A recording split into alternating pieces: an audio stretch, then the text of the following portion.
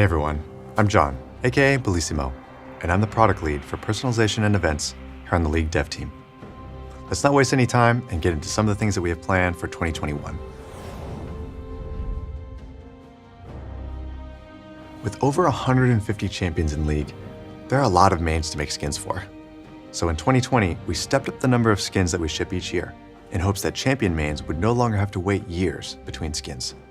But that doesn't mean our work is done. There are still some champions who haven't gotten a skin in a while.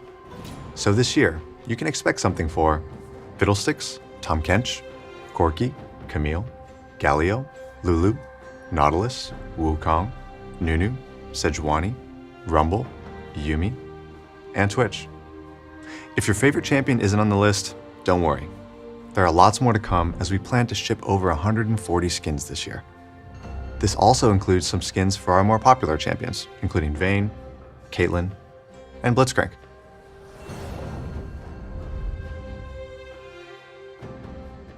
For any given thematic, there's only so many champions that really make sense in that world. With us making more and more skins every year, it means that we run into a problem that we call thematic exhaustion. This means that we've either run out of champions that work well in a thematic, or players show their lack of interest through purchase rate, play rate, and feedback. All of this indicates that we should keep trying new things. We'll still be revisiting some of our most popular thematics this year, like Project and Battle Academia, but we also want to explore new worlds. In February, we'll be celebrating Lunar New Year with a brand new thematic, set in 2057, the Year of the Ox.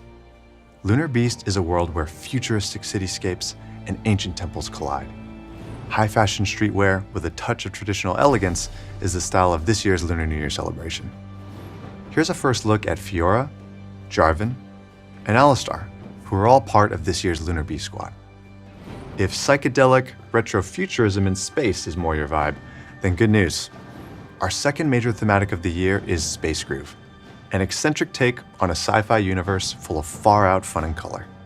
The laws of physics and logic don't always apply here, but some of our favorite champions just really dig that, man. We have lots of ideas for new thematics, and we'd love your help in prioritizing which ones you want to see the most.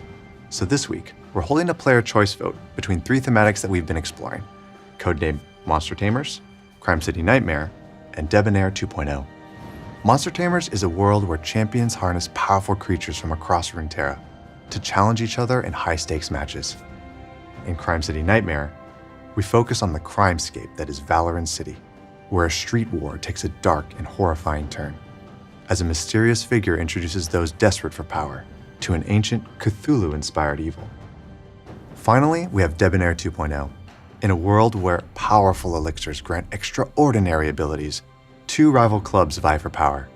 Classy opulence meets modern noir as champions work together to take back what they believe is theirs. We're going to ship whichever thematic gets the most votes this year, and we may revisit some of the others later, depending on your interest and feedback. We've been working to improve events on League, and this year, there are three main areas we want to focus on. For starters, we're going to keep running featured game modes alongside every major event. One of our biggest learnings last year was that players most actively played modes that amplify champion fantasies. For example, in Earth, we amplify fantasies by asking, what if my champion could cast all the time? Or in One for All, we ask, what if my champion got to stack with itself? We believe that there are other interesting ways to amplify champion fantasies, and we'll be exploring a new mode in 2021, as well as bringing back our existing roster of rotating game modes. The second area we'd like to focus on is the event pass system. 2020 was a crazy year, and while we were able to ship a lot of content, we weren't able to get to some of the event pass changes that we were hoping to. We think clarity and ease of experience can improve a lot, and we'll be sharing more details on our plans to revamp the system in the first half of this year.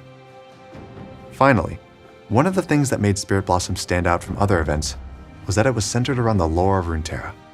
We've gotten feedback that you want to see Runeterra stories move forward, the world evolve, and League's champions continue their journeys. At the end of Spirit Blossom, Ahri and Yasuo left Ionia on an adventure to Bilgewater. Their story will continue in The Ruined King, a League of Legends story. But things aren't going to end there. Viego's back, and we'll be following his path of destruction in League PC later this year. Where will the ruination spread next? Who can stand up to the Ruined King?